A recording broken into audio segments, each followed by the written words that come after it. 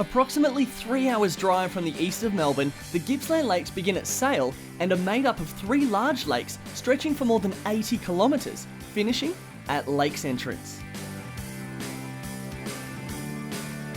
Set at the eastern end of the Gippsland Lakes, Fraser Island is spread over 30 hectares of beautiful native bushland and is home to the Fraser Island Retreat.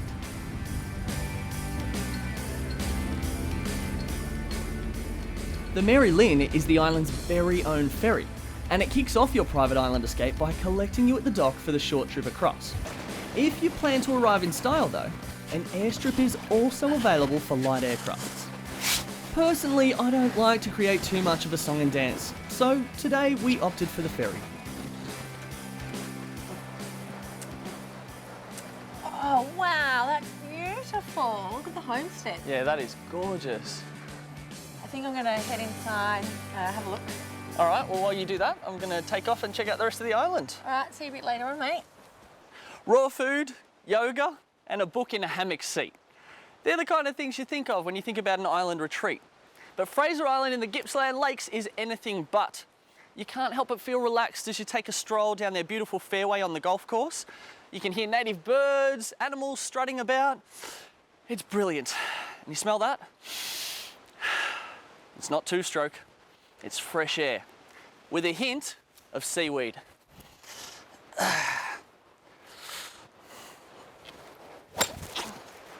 Oh yeah, that's the stuff.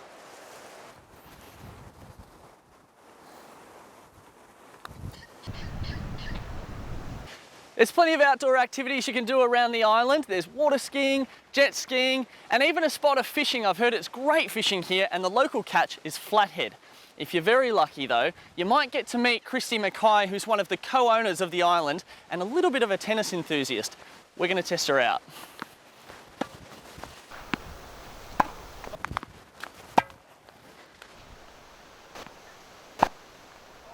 Oh, she's got me. I admit defeat. Well done, good game. Oh, great. So Christy, we're sitting out here at this beautiful undercover barbecue rotunda. Yes. Is this where you cook all your barbies down in here? This is actually where we have the ice goes into these. These are ice buckets, and we put some drinks down here because we've got a built-in stereo. So a bit of a party area down here. Everybody needs a rotunda with a built-in stereo. Everyone does, yes. Party lights. We've got up party here. lights as well, yes. There's so many great things to see and do around the island, especially all the outdoor sporty sort of stuff. Yes. Who's responsible for incorporating all this into the island? In the 60s, they put in the pool, this rotunda, the tennis court, and the golf course. So, and that's why you do have that 60s vibe to the pool and to this sort of area. So it's a bit of fun. It's like a James Bond pool. It is. Yeah. You can see him just like chilling out there with his ladies. Yes. And the tennis court? Yes. Tennis court's a lot of fun. It can be lit at night, so it's great for nighttime tennis. Bit of a party down here as well. Watch everyone play, and it's good fun. Chrissy, all areas of the island are kept so meticulously. Who's responsible for all of that? My father-in-law, Glenn, is caretaker here, so he's here pretty much on a full-time basis looking after everybody and the grounds. And my father also comes in and helps as well with the gardening, so it's a bit of a family effort. They must be both green thumbs because all the gardens are just so beautiful. Yes, they love it. After a run around the tennis court and a round of golf, it's time to soak up the atmosphere beside that 60s style James Bond pool. Kicking back poolside, it really hits home that you're on your own private island. Without a car, road or traffic light in sight. So Peter, what do you do with yourself? Oh, I spend most of my time skippering the Mary Lynn. Also work as a bit of a tour guide, just helping out both for the island, but also for other people who come to East Gippsland. And so the Mary Lynn's the ferry for Fraser Island here? Yes, it takes up to 30 passengers, starts at Lakes Entrance, comes through to the island. Takes about half an hour, but it's a very interesting trip. Quite often see some interesting wildlife along the way. If we're lucky, a few dolphins, maybe a seal. So being a skipper and a tour guide must mean that you know a lot about the natural area around the island and the marine life as well. Yeah, I've sort of I have a background in that. I've spent 30 years involved with national parks. I'm in retirement now, so yeah, it keeps me busy, keeps me interested in what's going on. So I keep records for various organisations as well. So I do get a bit scientific some days, but most days, yeah, just see what's out there, very pleasant. And swimming out in the water occasionally, we might be seeing some dolphins around this area. Yeah, there's a few around. There's a couple of pods. Interesting thing about the dolphins, it was only announced a couple of months ago. We've got a new species of dolphin now in the Gippsland Lakes and also Port Phillip Bay. It's called the Burrunun dolphin. It's sort of related to the bottlenose, but it's a separate species. Now they have the new technology with DNA. They've actually identified it as a separate species. They're only here in the Gippsland Lakes, and they're also here in Port Phillip Bay. Hey, how you going? I'm Karen. Hi, I'm Glenn. I live here on the island. I'm so jealous. Right, take a seat. Thank Yes. you. Is that bag too heavy? Oh, actually, I've been enjoying the view, so I can't complain. Oh, about 100 It is years heavy though. About 100 years ago, they used to have a railway carriage that ran from the back jetty all Yeah. the way up to the bottom of the homestead, and they had a lift that would lift the girls up, and they could walk into the dining room, fully dressed in their beautiful gowns, and they could, it's a motorised van, so it travelled very quickly. All their luggage and everything was on it, and they just walked straight into the dining room, fully dressed. Probably not looking as glamorous as they did back in the day, but I'll get to enjoy the view instead. This beautiful boutique holiday resort consists of a 60 square metre homestead. It hosts 11 bedrooms, sleeping a total of 38 people, a formal sitting and dining room, a spacious kitchen, and a lovely large veranda. This venue is ideal for social, sporting or business groups, families, weddings or any other special occasion. I bumped into Christy, the owner of this lovely homestead and island. You've been cleaning up the beds here? I have been, yes. This yes. room is beautiful. It's called the Rosella room. Yes. Red, vibrant, Yes. beautiful. I heard you've been decorating a little bit. Yes, when we took over the homestead, all the rooms actually have bird names on all the doors. So I decided to go with that theme. Great. And so every room is painted a different colour and just has that little bit of difference to it. So Rosella is our red room. Beautiful. I saw out the front the name of the homestead. How do you pronounce it? Kawa, is it? It's actually pronounced Kawa. Kawa. Yes, and it's actually the initials of the children of the Syme family who originally built the homestead, and that's the initials of all the children's names. So it made the name Kawa. Ah, well, I heard actually there's an even better explanation of those initials. Yes, there is. What's that? I heard a rumour. My husband's name's Will. I'm Christy, and so we called it Christy and Will's Awesome Retreat. We thought that was a bit fun. I think that one's even better. That we think so. Yeah. Coming up after the break, I try my luck with a bit of fishing at Corner Inlet.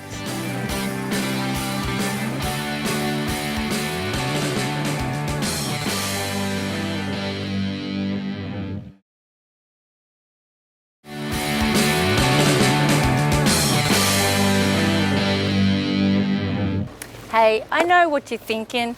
What does Karen know about a fishing segment? Well, I might actually surprise you because I do have a little bit of knowledge in this area. You see, if you date a guy for 10 years, totally obsessed with fishing, then you're going to learn some tricks of the trade. So let me give you some tips. If it's going to be a 12-hour adventurous fun, you may need to have one of these, especially if they're not biting. Next, if you have to bait your own hook, I'd recommend them. And never enough time for a toilet stop, so I would highly recommend this one. All right, I've got everything I need. Let's go.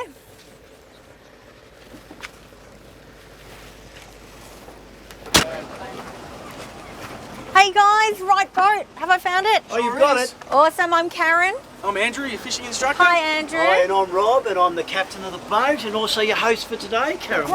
Welcome aboard. Show me what you've got. Pass me that rod down. Thanks. And I'll take your hand. Here we go. Thank you. I feel like a worries. princess. So we've got to our fishing destination. I've got the fishing guru himself, Andrew. What equipment are we going to use? What are we going to catch? Tell me everything. Tell you everything. Well, Yes. Look, today we're going to target snapper. All right. Okay, So we've got your Kingpin X5000 there with nice sturdy rod, 4 ounces of lead. A lot of tide in this system here today. 60-pound fluorocarbon leader with a nice size 3/0 hook on the end there. Okay. So we add some bait to this. We cast it into the deep blue sea, and we sit and wait. And what bait are we going to use? Got a variety of baits. I think a nice bit of fresh squid for you would be perfect. I'll let you put that one on. You sure? Yeah, Okay. thanks. Nice. Do you like that at home, viewers? Back through his head. So he'll sit nice and flat in the current. Just a half hitch on the top of the hood there. What are we going to catch with that? Hopefully a snapper. But look, we're going to get bycatch as well. It could be gummy sharks, flathead, banjo sharks. So we should be in for a good shot though, I think. Alrighty, let's They're away. give it a crack. Alright, watch this. Look at that. What a cast. About there? No, down to the bottom. Okay. It'll stop. There you go. Flick over that bail arm. Okay. Done. You're I'll fishing. bring it up a little bit. Perfect. Okay, done. Now we wait. Now we wait. Or I might just flick mine a little bit further. You probably will. Nice, not bad. For Not bad. nature. Yeah.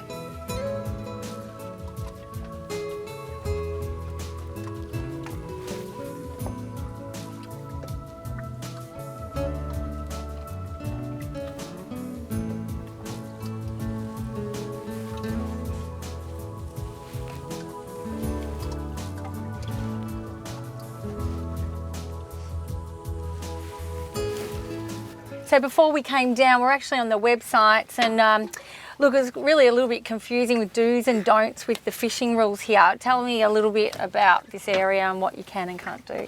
Yeah, look, your whole Corner Inlet and Port Albert area, they do have marine parks in them, so they're a no-go zone for any recreational fishing or professional fishing. Sure. So we're obviously safe where we are here today. But, Good, brought us to a good spot. Yeah, absolutely. Excellent. And so do you need a licence to come out here? You need a recreational fishing licence, which when you get that, you get a fisheries book and it tells you what fish you can take, how big they have to be and how many you can take. Okay, and that's for free? Yeah, you get it with your licence. Awesome.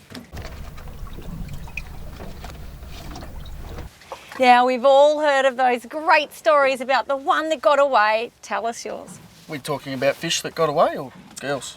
Oh, I don't know. Which one do you want to tell me? Oh, look, there's been plenty of fish that have got away over my fishing years. How long have you been fishing for me? Oh, probably 25 years. So pretty Wow. much since I could walk. Yep. Yeah. And what about the other one that got away? No, didn't get away. I'm now happily married. Good answer.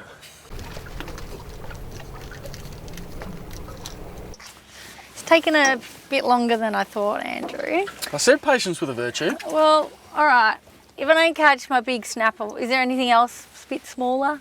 Yeah, look, Something like we can always give this a go for a bit longer and head out onto the shallower weed banks up there and target things like whiting and flathead and little bay trout, mullet, those Might sorts be of a things. little bit more on in my field. Bit more action. So the pressure is on. The whole crew's here watching me fish. I'm not having a lot of luck. And basically, they're waiting for me to catch fish for dinner. So no fish, no dinner. Yeah. Hey guys, I haven't been having much fun fishing, so can I have a go at the steer in the boat? No worries at all. Here, come and take the wheel. Both hands on there, and on the boat. There you go. And we're going to put your hand on the throttles here, and you need to push them forward. We're going to come up to a plane. You reckon you can handle that? All right. Okay, Everyone ready? hold on. Okay, push it forward. Push, Push. push. Here we go. That's it. Be a little bit forceful. That's, you know, being a big fish in the fishing. That's it. Here we go. Hold on. There we go. Now you need to steer a little bit to port. Oh, okay. So how do I seriously do that? You've got it. Hands on the steering wheel, that's the way. Look, if we're not going to catch fish, we'll have a little bit of an adventure driving the boat. All right, you've got it. We've moved location because we clearly weren't having any luck before, were we? No. What kind of fish do you reckon we might catch in this area? Look, we've moved to a spot where there's a bit of a drop-off and an old pier. So we're a chance of getting whiting and flathead on the edges. Okay. There's still some deep water here, so we've got the heavy rod out for a snapper or a gummy, hopefully. Well, I'm still motivated. Absolutely, and we need something to eat for tea tonight. We do. Come on, the pressure's on. Let's get fishing.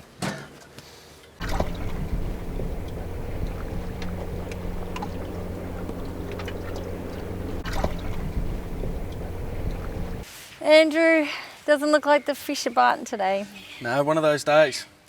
And remember how I had all that pressure on me to catch fish? Looks like I have to go buy some Indian from the local shop. But let's face it, where would you want to be on a day like today? Bad days fishing, better than a good day at work. Fair call. you doing? Good, and you? Good. You've just proved to me that there is actually fish out there, and I didn't find any today. But what are these? Well, that's a flathead. Yep. That's a salmon. Nice. And what did you feed them? What bait did you have? Pilchards. And apparently you're a bit of a lucky charm. Is that right? Yeah. Oh, you always catch fish when she's with you? That's why I always touch it. Oh, maybe I'll need to have a go. There you go. Next time I'm going to catch one for sure. Show us what you guys found out there. We got a couple of gummies, one snapper, and a heap of frogs. Flathead. Frogs as well. Yeah, a heap of frogs. Nice, nice. And how many people do you have to feed tonight? Oh, we just, I think, P&D down the pub. yeah, we had the pub tonight. Awesome, we'll go down well with a beer. And the people over there actually were telling me that there's a lucky charm. What, isn't kissing the fish a lucky charm? Because I was hopeless out there. Yeah, it's very lucky, yeah. Yeah, all right. For I'll do tomorrow. anything For to tomorrow. catch some fish There we go. tomorrow. All right, ready? That was disgusting. Coming up after the break, I visit an island on the Murray, which is one of the few places left in the world where the environment is relatively untouched.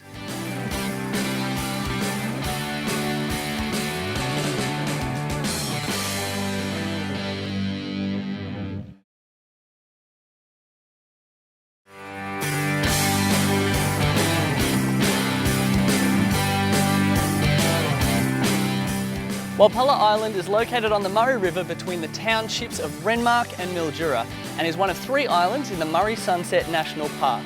The area is rich in Indigenous history that dates back thousands of years. Wallpolla Island is 9,800 hectares of floodplain vegetation including red gum, saltbush plains, seasonal lakes and grasslands. Since European settlement, the land has been used for grazing and forestry. Come on, Aaron, what's this? You're still sleeping. I'm up.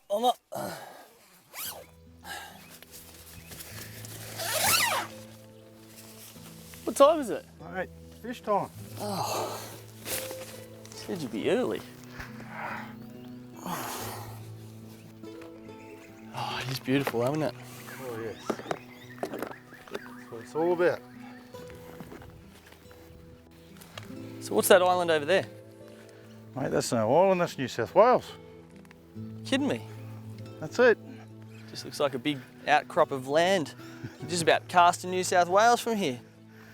That'd be impressive. I'll go home and tell my mates I cast from Victoria to New South Wales. They'll be really impressed. You want to swim if you want.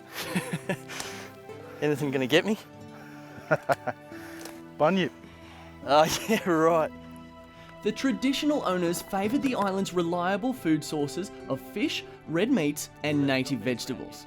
And if you know where to look, there are signs all over the place of the island's Indigenous history.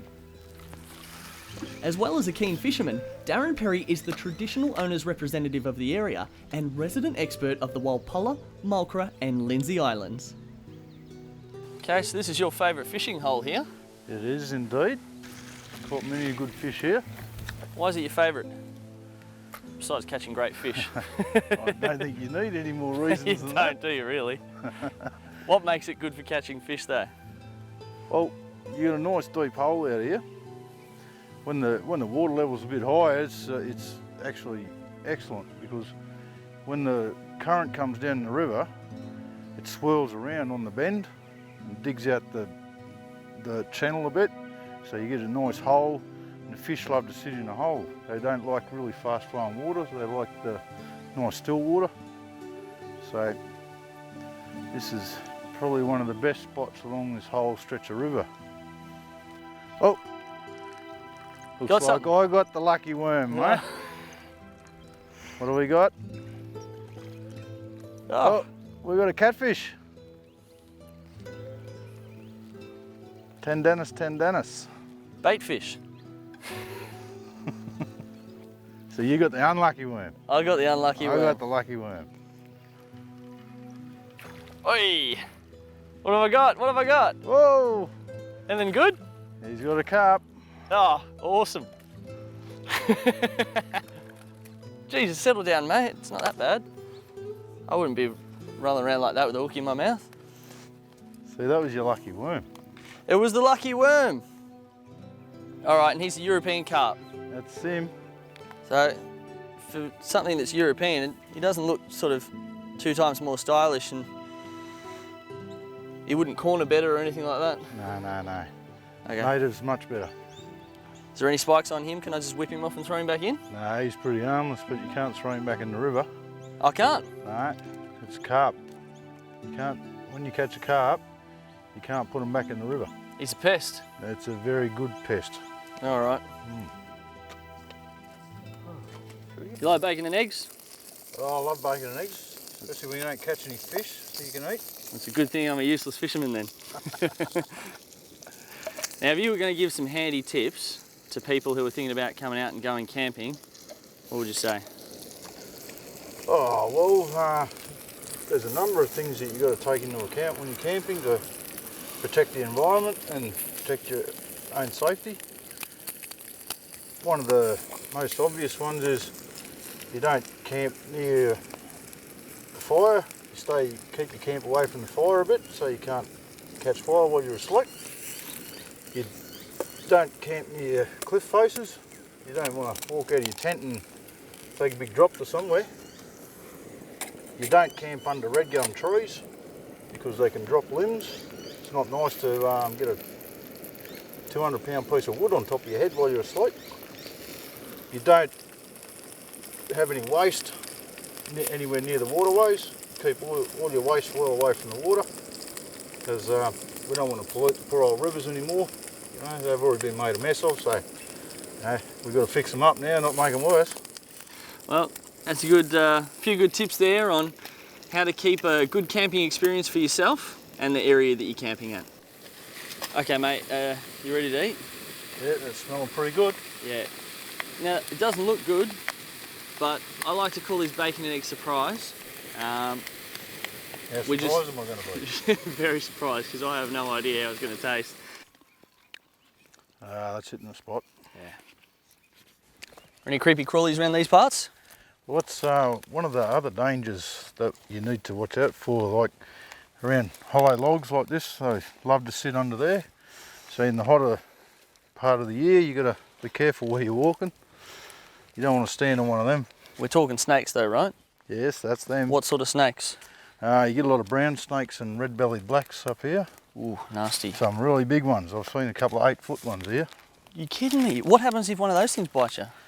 Well, we've got 50 k's to the nearest hospital and you might make it. Wow. If you're lucky. So you've brought us to one of the largest shell middens in the area here. Yeah, this is a good one. It runs for nearly 1 kilometre along the length of the lagoon here. What is a shell midden?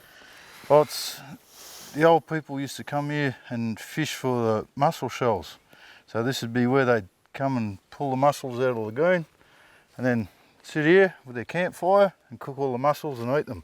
And then all the refuse that was left, the rubbish, the shells, they slowly build up and build up. So for 1 kilometre long, by about 60 metres wide, there was a lot of shells eaten here. 1 kilometre long kitchen, sounds like a music festival. Yeah, that's a lot of people sitting down eating. Okay, so all these little bits of white speckled stuff in the dirt here, this is bits of shell. That's your freshwater mussel shells. Right there. That's them. They grow up to a sandwich plate size. Wow. These things here look like barbecue coals. Yeah, they're clay balls. They're used as heat retainers. You go and get the clay out of the banks of the creeks and lagoons and mould it into a ball, and then you fire it just as you would pottery. So it becomes hard, and then it's got a consistency to retain heat. And you build a fire, you put all your clay balls in the fire, let them get red hot, and then you take all the coals and embers out, put your shells on, your shellfish on that, cover it up, leave it for an hour or so, uncover it, beautiful. So there was actually Steamed. a bit of a process to this. Oh, it was a science. Yeah, these old people were, you know, they were master chefs.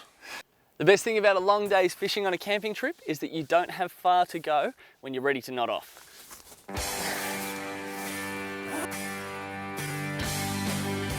Thanks for watching today's show. We hope you enjoyed it. If you're after any information, just check out our website, which is victoriasislands.tv. And don't forget to follow us on Twitter and Facebook. We'll see you again next week for another exciting episode of Victoria's Islands.